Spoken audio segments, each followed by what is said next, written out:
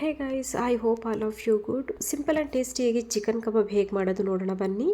2 spoon chilli powder, half lemon, 1 egg, 3 spoon kebab powder, 2 spoon ginger garlic paste, ಹಾಗೆ ಸ್ವಲ್ಪ ಕರಿಬೇವು, half kg chicken ನೀಟಾಗಿ ತೊಳೆದು ಇಟ್ಕೊಂಡಿದ್ದೀನಿ.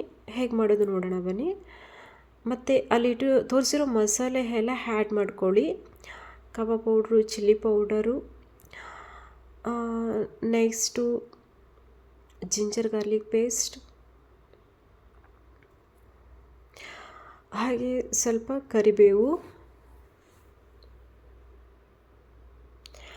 ನೀಟಾಗಿ ಪುಡಿಯಾಗಿ ಮಾಡ್ಕೊಳ್ಳಿ, ತುಂಬ ಟೇಸ್ಟಿಯಾಗಿ ಬರುತ್ತೆ.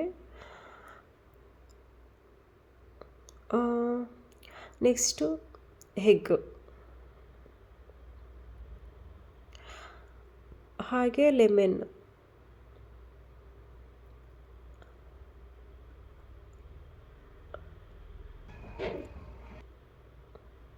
ಲೆಮನ್ ಆದಮೇಲೆ ಚೂರು ಟೇಸ್ಟ್ಗೆ ಉಪ್ಪು ನೋಡ್ಕೊಂಡು ಹಾಕ್ಕೊಳ್ಳಿ. ಆಗಲೇ ಇದರಲ್ಲಿ ಆಗಿ ಬಂದಿರುತ್ತೆ. ಸೊ ಕಬಾಬ್ ಪೌಡ್ರಲ್ಲಿ ನೀಟಾಗಿ ಕಲಿಸ್ಕೊಂಡು ಹಾಗೆ ಚಿಕನ್ ಆ್ಯಡ್ ಮಾಡ್ಕೊಳ್ಳಿ. ಮಸಾಲೆ ಎಲ್ಲ ನೀಟಾಗಿ ಅಂಟ್ಕೋಬೇಕು. ನೋಡಿ ತೋರಿಸ್ತಾ ಇದ್ದೀರಲ್ಲ, ಆ ಥರ ಚಿಕನ್ಗೆ ನೀಟಾಗಿ ಅಂಟ್ಕೊಂಡು ಒಂದು ½ ಬಿಡಿ. ಅದು ಮಸಾಲೆ ಎಲ್ಲ ಅಂಟಿದ್ದಾದಮೇಲೆ ಒಂದು ½ ಎತ್ತಿಡಿ. ½ ಆದಮೇಲೆ ಮತ್ತೆ ಒಂದು ಸಲ ಈ ಥರ ಕಲಿಸ್ಕೊಂಡು ಒಂದೊಂದಾಗಿ ಆಯಿಲಲ್ಲಿ ಹಾಕಿ.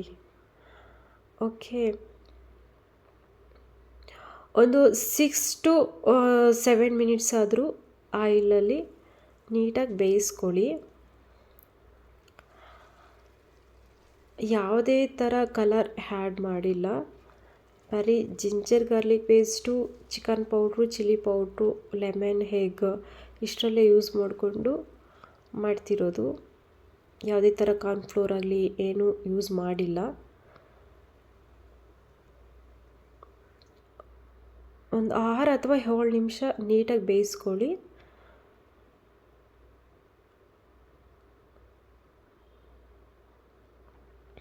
ನೋಡಿ ಒಂದು ಸಲ ಈ ಥರ ಎಲ್ಲ ಇದು ಮಾಡಿ ನೀಟಾಗಿ ಬೇಯುತ್ತೆ.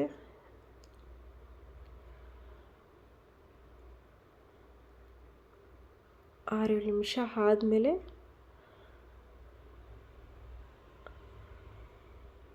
ನೋಡಿ, ಯಾವುದೇ ಥರ ಒಂದು ಸ್ವಲ್ಪನೂ ಕಲರ್ ಇಲ್ಲ, ಕಲರ್ ಆ್ಯಡ್ ಮಾಡಿಲ್ಲ. ಸೊ ತುಂಬ ಟೇಸ್ಟಿಯಾಗಿ ಸಿಂಪಲ್ ರೆಸಿಪಿಯಲ್ಲಿ ನೋಡಿ ತುಂಬ ಟೇಸ್ಟಿಯಾಗಿ ಬಂದಿದೆ. ಕಲರು ಸ್ವಲ್ಪ ಚೆನ್ನಾಗಿ ಕಾಣಿಸ್ತಾ ಇದೆ. ಇಷ್ಟೇ.